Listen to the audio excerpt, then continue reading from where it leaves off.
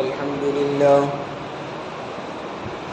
لله وكفى وسلام على عباده الذين اصطفى أما بعد فأعوذ بالله من الشيطان الرجيم بسم الله الرحمن الرحيم ما اتخذ الله من ولد وما كان معه من إله إذا لذهب كل إله بما خلق ولعلى بعضهم على بعض سبحان الله عما يصفون عالم الغيب والشهادة فتعالى عما يشركون قل رب إما تريني ما يوعدون رب فلا تجعلني في القوم الظالمين وإنا على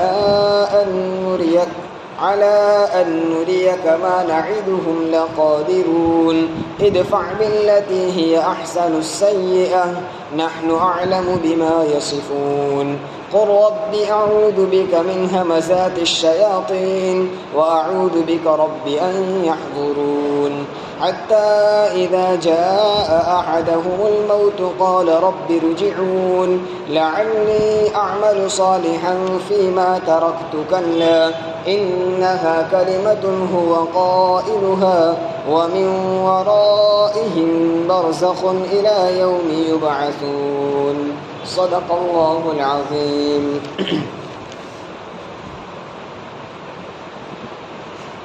ابھی جو آیتیں آپ حضرات کے سامنے پڑھی گئی اس میں اولاً ایک بات یہ بیان کی ہے کہ اللہ تبارک و تعالی اولاد سے پاک ہے، اللہ کی کوئی اولاد نہیں۔ آگے حضور اکرم صلی اللہ علیہ وسلم کو ایک دعا سکھلائی ہے کہ اللہ کے عذاب سے بچنے کے لیے یہ دعا کرتے رہو، نیز شیطان کے وسوسوں سے بچنے کے لیے یہ دعا ہے، اور آخرت میں اللہ کے نہ ماننے والوں کو کیا عذاب ہوگا اس کا مختصر ذکر ہے۔ پہلی بات، اللہ تبارک و تعالی اولاد سے پاک ہے۔ مکہ کے لوگ فرشتوں کو اللہ کی بیٹیاں سمجھتے تھے، یوں کہا کرتے تھے کہ یہ فرشتے اللہ کی بیٹیاں ہیں، جن کو وہ لوگ دیوی کہتے ہیں۔ آج بھی ان کے یہاں، ہنود کے یہاں بھی دیوی کا تصور ہے۔ وہ یہ سمجھتے ہیں کہ یہ اللہ کے کام کرنے والے اور اللہ کی بیٹیاں ہیں، اللہ کا گویا نعوذ باللہ تعاون کرنے والے ہیں۔ اسی طرح عیسائیوں کا عقیدہ تھا کہ حضرت عیسیٰ علیہ السلام اللہ کے بیٹے ہیں، اور یہودیوں کا عقیدہ تھا کہ حضرت عزیر علیہ السلام اللہ کے بیٹے ہیں۔ تو ان لوگوں نے کسی نہ کسی کو اللہ کا بیٹا اور بیٹیاں بنا لی تھی۔ قرآن میں اللہ تبارک و تعالیٰ نے اس کی نفی کی کہ اللہ اولاد سے پاک ہے۔ سورہ اخلاص میں بھی ہے لم یلد ولم یولد، اس نے کسی کو جنا نہیں اور وہ خود کسی سے جنا نہیں گیا، یعنی نہ اس کی اولاد ہے نہ اس کے ماں باپ ہے۔ اس آیت میں بھی اللہ رب العزت نے اس عقیدے کی نفی کی ہے، مَتَّخَذَ اللَّهُ مِن وَلَدٍ وَمَا كَانَ مَعَهُ مِنْ إِلَٰهٍ۔ اللہ فرماتے ہیں کہ اللہ نے کوئی اولاد نہیں بنائی ہے۔ ولد کا معنی اولاد ہوتا ہے، لڑکے ہوں یا لڑکیاں، بیٹے ہو یا بیٹیاں، کوئی اللہ کی اولاد نہیں ہے۔ مَتَّخَذَ اللَّهُ مِن وَلَدٍ، اللہ نے کسی کو اپنی اولاد نہیں بنایا۔ لہٰذا جن لوگوں کا عقیدہ ہے فرشتے اللہ کی اولاد ہے وہ غلط۔ جو لوگ یہ کہتے ہیں عیسیٰ اللہ کے بیٹے ہیں یہ غلط۔ جو لوگ یہ کہتے ہیں کہ عزیر اللہ کے بیٹے ہیں وہ غلط ہے۔ مَتَّخَذَ اللَّهُ مِن وَلَدٍ، اللہ نے کسی کو اپنی اولاد بنائی ہی نہیں ہے، اللہ نے کسی کو جنا ہی نہیں ہے۔ اور وَمَا كَانَ مَعَهُ مِنْ إِلَٰهٍ، اور اس کے ساتھ کوئی دوسرا معبود ہے ہی نہیں، اس کا کوئی شریک نہیں ہے۔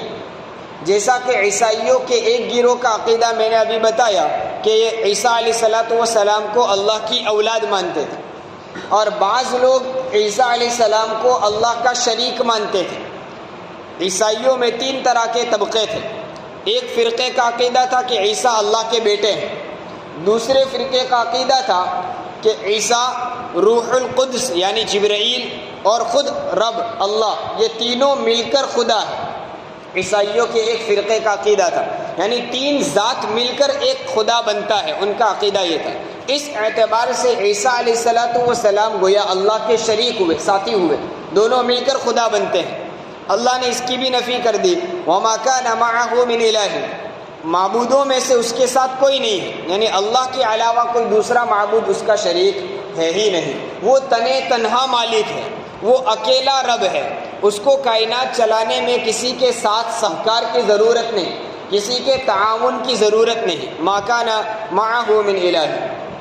اور ایک جگہ قرآن نے کہا کہ اگر دنیا میں ایک سے زائد معبود ہوتے، لو کان فیہما آلہۃ، آلہۃ کا معنی ہوتا ہے کئی ایک الہ، کئی ایک معبود، اگر دنیا میں کئی ایک معبود ہوتے تو لفسدت الارض، زمین میں فساد مچ جاتا، زمین برقرار نہ رہتی۔ یہ جو نظام چل رہا ہے، جیسا کہ کل کی مجلس میں آیا کہ پوری کائنات کا نظام منظم طریقے سے برابر چل رہا ہے، کوئی ایک سیکنڈ ایک منٹ کا فرق نہیں پڑتا، یہ نظام اگر ایک سے زائد معبود ہوتے تو نہ چلتا۔ اور وہی بات یہاں بھی کہی ہے، اذا لذهب كل الہ بما خلق، اگر ایک سے زیادہ معبود ہوتے تب تو ہر معبود اپنی مخلوق کو لے کر الگ ہو جاتا، ہر خدا یوں کہتا کہ یہ میں نے پیدا کیے ہیں، وہ سب میری طرف آ جاؤ، دوسرا خدا کہتا ہے میرے پیدا کیے ہوئے تم میری پارٹی میں آ جاؤ، ہر معبود اپنی اپنی مخلوق کو لے کر الگ ہو جاتا اور جھگڑے پیدا ہوتے۔ ایک معبود کہتا کہ ابھی دن رکھنا ہے، رات نہیں آنی چاہیے، دوسرا معبود کہتا ہے نہیں رات کا وقت ہو گیا ہے، بس دن ختم کرو اور رات طاری کر دو۔ ایک معبود کہتا کہ نہیں ابھی بارش برساؤ، لوگوں کو ضرورت ہے، دوسرا معبود کہتا نہیں ابھی اور ان کو آزماؤ، ان کو ابھی بارش مت دو، ہو سکتا ہے وہ ہماری طرف متوجہ ہو۔ تو یہ اختلاف ہو جاتا، لڑائی جھگڑے پیدا ہو جاتے، ایک کہتا سورج نکالنا ہے، ایک کہتا سورج نہیں نکالنا ہے۔ اگر دنیا میں اس ایک سے زائد معبود ہوتے تو اس طرح فساد مچ جاتا، لیکن دنیا میں ایسا کوئی فساد نہیں ہوا، کبھی ایسا جھگڑا نہیں ہوا کہ ابھی سورج نکالنا ہے نہیں نکالنا ہے، ہر دن کا سورج اپنے وقت پر نکلتا ہے، برابر نظام چل رہا ہے، اس میں کوئی گڑبڑ نہیں ہوتی ہے۔ اس سے معلوم ہوا کہ دنیا کو چلانے والے ایک سے زائد نہیں ہیں، اگر ایک سے زیادہ ہوتے تو ضرور جھگڑا پیدا ہوتا۔ اگر آپ یوں کہتے ہیں کہ ہو سکتا ہے دونوں اتفاق کر لیں، آپس میں مل جل کر کام کرتے ہو، دونوں کبھی جھگڑا نہ کرتے ہو، تو ظاہر سی بات ہے اتفاق وہاں ہوگا جہاں رائے کا اختلاف ہو، دونوں کی رائے الگ الگ ہو، پھر دونوں ایک دوسرے کی بات مان لیں۔ اب مان لو ایک خدا کہتا ہے بارش برسانا ہے، دوسرا کہتا ہے نہیں ابھی بارش نہیں برسانا ہے، رائے کا اختلاف ہوا، پھر دونوں نے اتفاق کر لیا کہ چلو بارش برسا دیتے ہیں۔ تو جس خدا کی رائے یہ تھی کہ ابھی بارش نہیں برسانا، اس کو اپنی رائے چھوڑنی پڑی، وہ تو محتاج ہو گیا، دوسرے کی بات ماننی پڑی، وہ تو اپنی رائے چلا نہیں سکا۔ تو وہ خدا کیسے ہو سکتا ہے جس کو اپنی رائے چھوڑ کر دوسرے کی رائے پر فیصلہ کرنا پڑے؟ ایک خدا کہے کہ ابھی دن رکھنا ہے، دوسرا خدا کہے کہ ابھی رات ہونی چاہیے، اور دونوں نے اتفاق کر لیا، رات طاری کر دی، تو جس خدا کا منشا یہ تھا کہ ابھی دن ہونا چاہیے، اس کی چاہت تو پوری نہیں ہوئی۔ وہ خدا کیسے ہو جس کی چاہت خود اپنی وہ چاہت پوری نہ کر سکے؟ اس سے بھی معلوم ہوا کہ دنیا میں ایک سے زیادہ معبود ہو ہی نہیں سکتے، اگر ایک سے زیادہ معبود ہوتے تو دنیا میں فساد مچ جاتا۔ اذا لذهب كل اله بما خلق، تب تو ہر معبود اپنے اپنے مخلوق کو لے کر الگ ہو جاتا۔ پھر کیا کرتے ہیں؟ ولا علی بعضهم علی بعض، ان میں سے ایک دوسرے پر چڑھائی کرتا، جیسا دنیا کی حکومتوں میں ہے، ایک بادشاہ دوسرے بادشاہ پر چڑھائی کرتا ہے۔ اگر دنیا میں ایک سے زیادہ خدا ہوتے تو ہر خدا اپنی مخلوق کو لے کر الگ پارٹی بنا لیتا، پھر وہ اس کے خلاف جنگ کرتا، یہ اس کے خلاف جنگ کرتا، نتیجہ یہ ہوتا کہ دنیا میں جنگیں ہو جاتی، لڑائی جھگڑے پیدا ہو جاتے، فساد مچ جاتا، خون بہتے اور قتل و غارت گری ہو جاتی۔ لیکن ایسا ہوا نہیں، اس سے معلوم ہوا دنیا میں ایک سے زیادہ معبود نہیں ہے۔ یہ مشرکین مکہ کو سمجھایا ہے کہ تم جو ایک ساتھ کئی ایک معبودوں کی عبادت کرتے ہو، یہ غلط ہے، یہ ہو ہی نہیں سکتا۔ ہاں، پھر مشرکین یوں کہتے تھے کہ ہم اپنے اپنے الگ الگ چیزوں کے الگ الگ معبود بنائیں، بارش برسانے والا الگ، رزق دینے والا الگ، اولاد دینے والا الگ، شفا دینے والا الگ، تو پھر جھگڑا کہاں سے ہوگا؟ جو شفا دینے والا ہے وہ ایک ہی ہے، وہی شفا دے گا، دوسرا معبود آ کر کہے گا ہی نہیں کہ بھائی تم ابھی شفا مت دو، ابھی اس کو بیماری میں رہنے دو، وہ تو ایک ہی معبود کا کام ہے۔ بارش دینے والا الگ ہے، رزق دینے والا الگ ہے، اولاد دینے والا الگ ہے، سارے معبود الگ الگ ہے، تو جھگڑا کس بات کا؟ تو یہ بات بھی ناممکن ہے، چونکہ خدا وہ ہوتا ہے جس کے تمام چیزوں پر تمام اختیارات چلتے ہوں. وہ خدا کیا ہوا جو صرف رزق دے سکے اولاد نہ دے سکے؟ وہ اللہ کیا ہوا جو بارش برسا سکے شفا نہ دے سکے؟ وہ اللہ ہی نہیں ہے. اللہ تو کہتے ہی اسی کو ہے جو سب چیزوں کو پیدا کرے اور ہر چیز پر اس کی حکومت چلے، تمام اختیارات اس کے قبضے میں ہو. وہ معبود ہوگا، وہ خالق ہوگا، وہ مالک ہوگا، وہی کائنات کا نظام چلا سکتا ہے. ورنہ ایک چیز پر قادر ہو دوسری چیز پر قادر نہ ہو تو مطلب یہ ہوا کہ جو معبود شفا دینے پر قادر ہے بارش نہیں دے سکتا تو بارش کے معاملے میں وہ محتاج ہے، اور اللہ کبھی کسی کا محتاج نہیں ہوتا. محتاج ہو وہ رب نہیں ہو سکتا. جو رب بارش دینے پر قادر ہے وہ بارش دینے کے لیے جس کو تم نے خدا بنایا ہے وہ خدا روزی نہیں دے سکتا تو مطلب یہ ہوا روزی کے معاملے میں وہ خود محتاج ہے. اس کو تو خود روزی لینے کے لیے تمہارے دوسرے معبود کے پاس جانا پڑے گا، اب روزی دینے والے معبود کو بارش والے کے پاس جانا پڑے گا. اب وہ بارش والے کے پاس جا کر کہے گا بھائی بارش برساؤ تاکہ روزی کا کچھ نظام ہو، مجھے اپنے مخلوق کو دینا ہے. تو بارش والا انکار کر دے گا تو روزی والے کو جس معبود کو آپ نے روزی دینے کا معبود بنایا وہ تو روزی دے ہی نہیں سکے گا جب تک بارش نہیں برسے گی. اب جب وہ روزی نہیں دے گا تو وہ شفا والے معبود کے پاس جائے گا، بھائی ہماری مخلوق میں بہت سارے بیمار ہیں ان کو ذرا شفا دے دو. وہ کہے گا پہلے ہمارے رزق کا انتظام کرو ورنہ ہم شفا نہیں دیں گے. تو پھر وہاں بھی تو جھگڑا ہوگا. معلوم یہ ہوا یہ جھگڑے نہیں ہو رہے ہیں، اس کا مطلب یہ ہے اللہ ایک ہی ہے. تو اللہ تبارک و تعالیٰ نے اس کی نفی کی ہے کہ اگر ایک سے زیادہ معبود ہوتے، یہ سمجھایا ہے کہ ایک سے زیادہ معبود ہوتے تو دنیا میں فساد بچ جاتا. ہر معبود اپنے مخلوق کو الگ کر لیتا اور پھر ایک دوسرے پر چڑھائی کرتے. سبحان اللہ عما یصفون. جو باتیں یہ لوگ کرتے ہیں اللہ کے بارے میں، اللہ کے ساتھ دوسروں کو شریک کرتے ہیں اور کسی کو اللہ کی بیٹیاں مانتے ہیں، کسی کو اللہ کا بیٹا مانتے ہیں، ان سب باتوں سے سبحان اللہ کی ذات پاک ہے. اللہ میں ایسے اوصاف نہیں ہیں جو یہ لوگ بیان کرتے ہیں. اللہ دوسروں کا محتاج نہیں ہے، اللہ اولاد سے بھی پاک ہے. یہ سبحان اللہ عما یصفون. اللہ کا اولاد سے پاک ہونا یہ شان ربوبیت ہے، شان خالقیت ہے. اور اللہ کا ماں باپ سے پاک ہونا یہ بھی اللہ کی خالقیت کی شان ہے. اگر اللہ کے ماں باپ ہوتے تو مطلب یہ ہوتا کہ اللہ اپنے پیدا ہونے میں ماں باپ کا محتاج تھا، اور جو آدمی جو ذات کسی کی محتاج ہو وہ رب نہیں ہو سکتا. اس لیے ماں باپ کا نہ ہونا یہ بھی شان خالقیت کو، شان ربوبیت کو بیان کر رہے ہیں. تو سبحان اللہ عما یصفون. یہ لوگ جو اس اللہ کے بارے میں وصف بیان کرتے ہیں ان سارے اوصاف سے اللہ کی ذات پاک ہے. عالم الغیب والشہادہ. وہ رب وہ ہے جو چھپی ہوئی باتوں کا بھی علم رکھتا ہے اور ظاہری باتوں کا علم بھی رکھتا ہے. ہر چیز کا علم اس کے پاس ہے، وہ سب کچھ جانتا ہے. فتعالی اللہ عما یشرکون. جن بتوں کو تم اللہ کے ساتھ شریک ٹھہراتے ہو ان تمام شریکوں سے اللہ کی ذات بالاتر ہے. اللہ کو ان کی کوئی ضرورت نہیں، اللہ کی ذات اس سے بڑھ کر اور بلندتر ہے. اب آگے اللہ کے رسول صلی اللہ علیہ وسلم کو ایک دعا سکھلائی. پیچھے آیاتوں میں اگلی قوموں کا بھی ذکر آیا، کفار مکہ کو بھی دھمکایا گیا کہ اگر تم ایمان قبول نہیں کرتے ہو تو ہو سکتا ہے جس طرح اگلی امتوں پر عذاب آیا تم پر بھی عذاب آ جائے. اب عذاب کب آئے گا اس کی کوئی تاریخ متعین نہیں ہے. آخرت میں تو اللہ کے نہ ماننے والوں کو عذاب ہوگا ہی ہوگا، لیکن ہو سکتا ہے وہ دنیا میں بھی آ جائے، اور دنیا میں آئے گا تو کب آئے گا اس کا کوئی دن متعین نہیں. ہو سکتا ہے خود نبی کریم صلی اللہ علیہ وسلم کے زمانے میں آ جائے. تو اللہ رب العزت نے حضور کو دعا سکھلائی. وہ دعا ہمیں بھی کرنی چاہیے کیونکہ کبھی بھی عذاب آئے یہ اس کا کوئی دن متعین نہیں. اللہ کے عذاب سے بچنے کے لیے اور مستحقین عذاب سے اپنے آپ کو الگ ثابت کرنے کے لیے یہ دعا مانگنی چاہیے.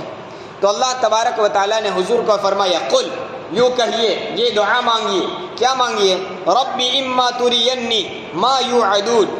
اے میرے پروردگار جس عذاب کا تو نے وعدہ کر رکھا ہے اگر وہ عذاب تو مجھے دکھلا دے، یعنی میرے زمانے میں نازل کر دے، میری موجودگی میں اگر وہ عذاب آ جائے. دکھلا دے کا مطلب میرے دنیا میں ہونے کے وقت ہی اگر وہ عذاب آ جائے تو ربی، اے میرے رب، فلا تجعلنی فی القوم الظالمین.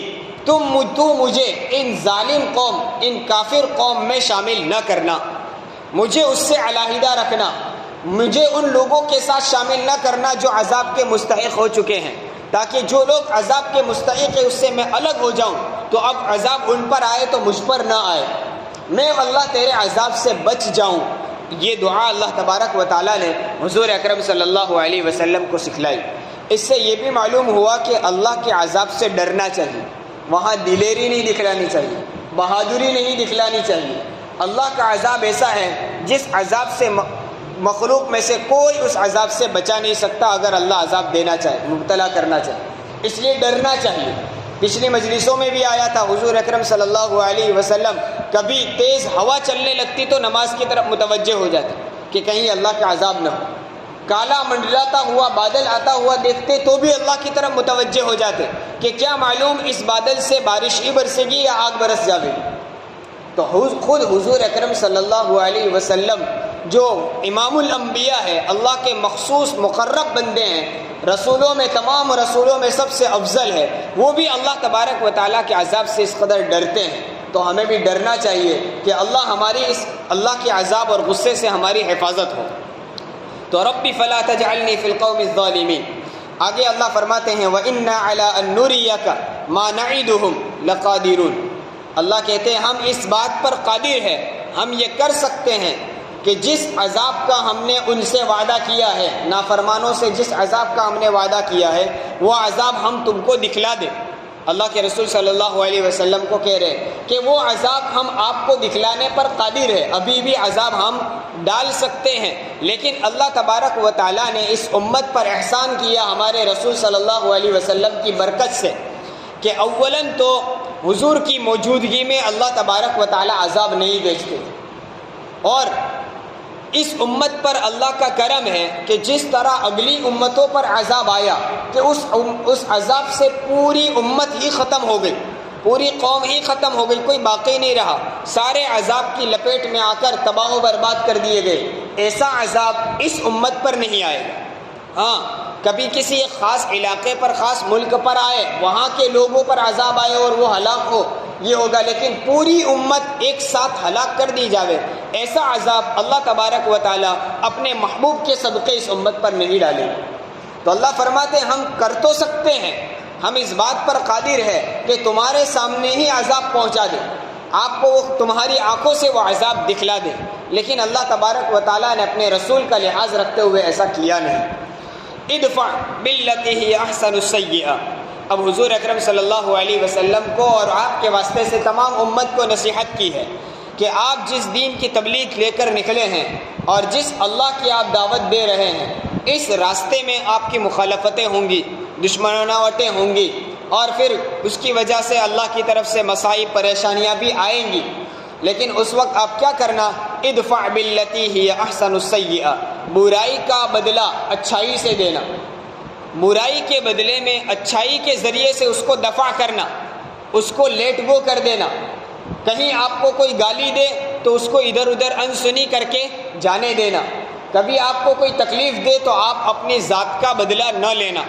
یہ آپ کو نصیحت کی ہے کہ جس راہ کو لے کر آپ چلے ہیں اس میں تکلیفیں آئیں گی، لیکن اس تکلیفوں کو برداشت کرنا اور برائی کے بدلے میں اچھائی سے پیش آتے رہنا۔ یہاں ایک بات یہ بھی یاد رکھنی ہے کہ یہ کوئی قاعدہ کلیہ نہیں ہے کہ ہر جگہ برائی کا بدلہ اچھا ہی سے ہی ہو، ایسا ضروری نہیں ہے۔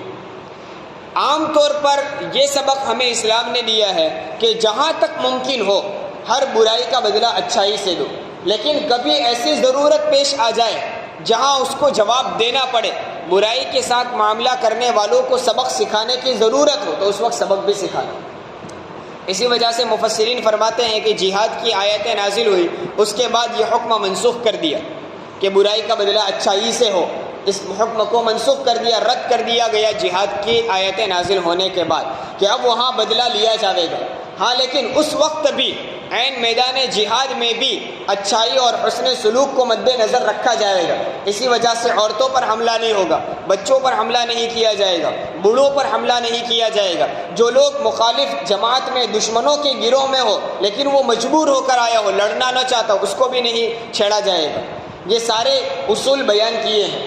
تو کہنے کا حاصل یہ ہے کہ جہاں تک ممکن ہو وہاں تک برائی کا بدلہ اچھائی سے ہی دیا جائے گا، لیکن کبھی ایسی ضرورت ہو جہاں اچھائی سے بدلہ دینے کی وجہ سے اس کا تکبر بڑھ رہا ہے جہاں ہمیشہ حسن سلوک سے پیش آنے کی وجہ سے وہ اور زیادہ برائی کرتا ہے اور اکڑتا ہے، اس کو مواقع ملتے ہیں، تب اس کے ظلم کو دبانے کے لیے بھی اقدام کیا جائے گا۔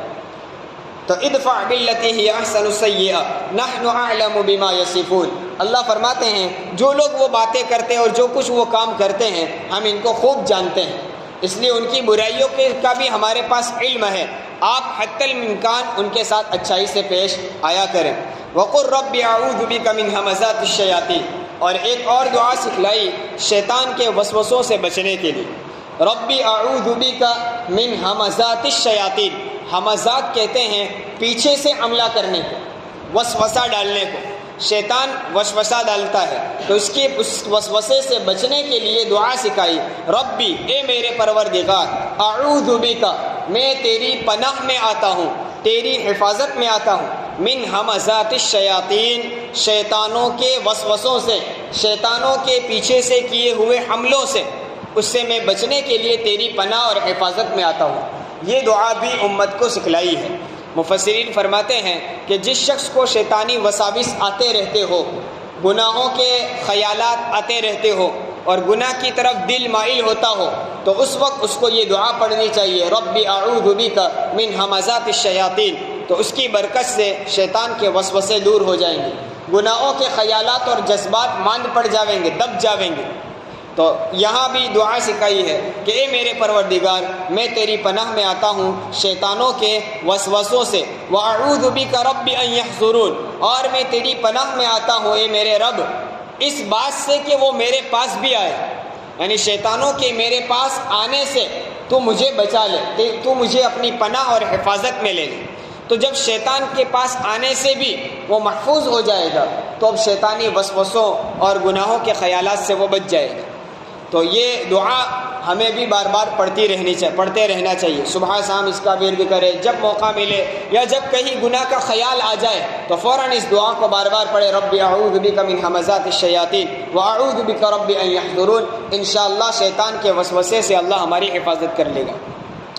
حتی اذا جاء احدهم الموت قال رب ارجعون، اب ان کفار کے بارے میں کہا ہے جن کو دعوت دے رہے ہیں اور درمیان میں دعا سکھلائی کہ ان کو دعوت دیتے دیتے آپ کو بہت سارے مواقع ایسے آئیں گے، تکلیفوں کا سامنا کرنا پڑے گا، تو آپ برائی کا بدلہ اچھائی سے دینا اور ہم سے یہ دعا کرتے رہنا، عذاب سے بچنے کی دعا بھی اور شیطانی حملوں سے بچنے کی دعا بھی کرتے رہنا۔ رہی بات ان نافرمانوں کی جو اللہ کے رسول کی باتوں کو ٹھکرا دیتے ہیں تو ان کے بارے میں کہا حتی اذا جاء احدهم الموت، یہ اسی طرح نافرمانی میں زندگی گزارتے رہیں گے حتیٰ یہاں تک کہ ان میں سے کسی کے پاس جب موت آ جاتی ہے، یعنی موت وہ اپنی آنکھوں سے دیکھ لیتے ہیں، آخرت کے اور قبر کے مناظر دکھائی دینے لگتے ہیں، ملک الموت وہ اپنی آنکھوں سے دیکھ لیتے ہیں۔ اب یہ مرحلہ وہ ہے کہ اب ایمان لانا قابل قبول نہیں، اب توبہ کرنا منظور نہیں ہوتا، موت کے دیکھ لینے سے پہلے تک توبہ قبول ہوگی۔ ملک الموت نظر آ جائے، آخرت کا عذاب اور اللہ کا غضب اور غصے کے مظاہر دکھائی دینے لگے، اس کے بعد ایمان لانا معتبر نہیں۔ جیسا کہ فرعون نے ڈوبتے کہا تھا کہ میں اس رب پر ایمان لاتا ہوں جو موسیٰ کا رب اور ہارون کا رب ہے، لیکن اس کے اس کلمے کو قبول نہیں کیا گیا، چونکہ ملک الموت کے نظر آ جانے اور آخرت کے مناظر نظر آنے کے بعد اس نے ایمان قبول کیا۔ ایمان تو کہتے ہیں غیب کی باتوں پر ایمان لانا، جو چیز ہم دیکھ چکے اس کے بعد اس کو مان لینے میں کون سی بڑی بات ہے؟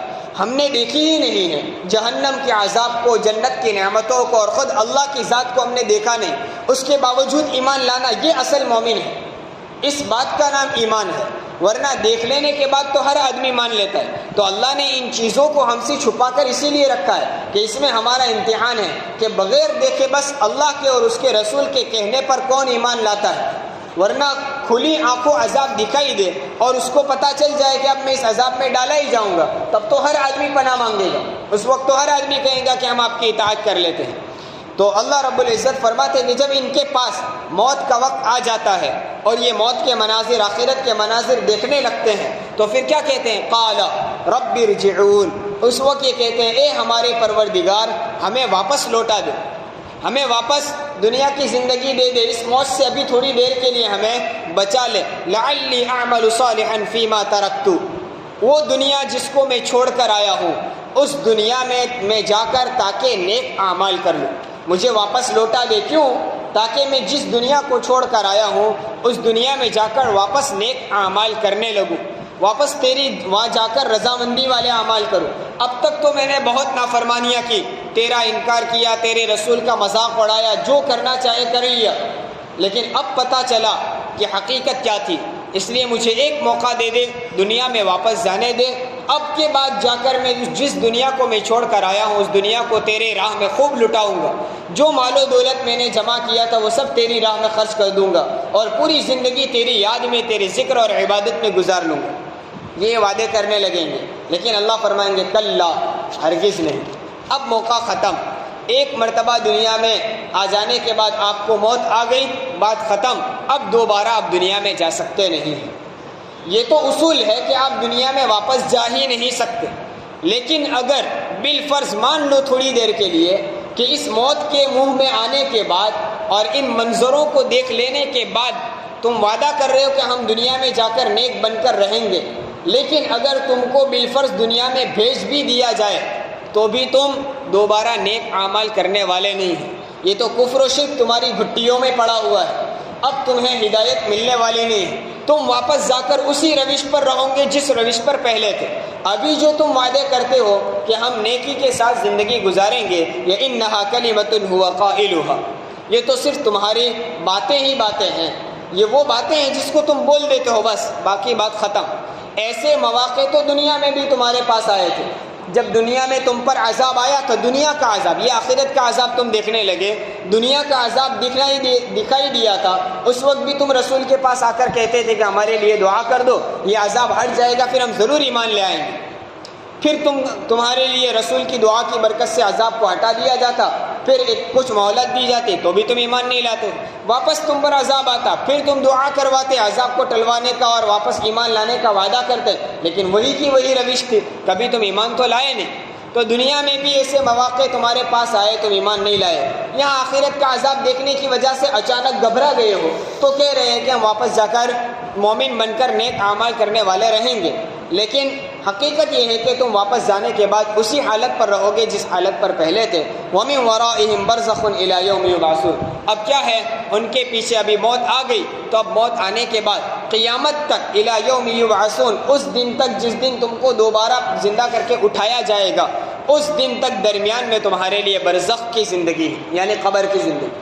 قبر کی زندگی کو برزخ کی زندگی کہا جاتا ہے، بس یہاں برزخ کی زندگی میں رہو، آپ کے کفر و شرک کا عذاب سہتے رہو، پھر اصل عذاب تو اور آگے آئے گا جو قیامت اور آخرت میں ہے، ان کو یہ کہہ کر ان کی بات کو ٹال دیا جائے گا۔ قرآن میں متعدد جگہوں پر اس مضمون کو بیان کیا ہے، وہ جہنم میں جانے کے بعد بھی درخواست کریں گے کہ ہمیں اس عذاب سے نکال دے، ایک موقع دے دے، اب ہم نیک بن کر رہیں گے۔ اللہ تعالیٰ کہیں گے کہ اب یہ موقع واپس آنے والا نہیں، اور اب اس سلسلے میں مجھ سے بات بھی مت کرنا، وَلَا تُكَلِّمُونَ، اب اللہ تعالیٰ ان سے اس معاملے میں بات بھی نہیں کریں گے، وہ ہمیشہ ہمیش کی جہنم میں اور عذاب میں رہیں گے۔ اللہ تبارک و تعالیٰ اپنے غضب، غصے اور عذاب سے ہماری پوری حفاظت فرمائے، آمین۔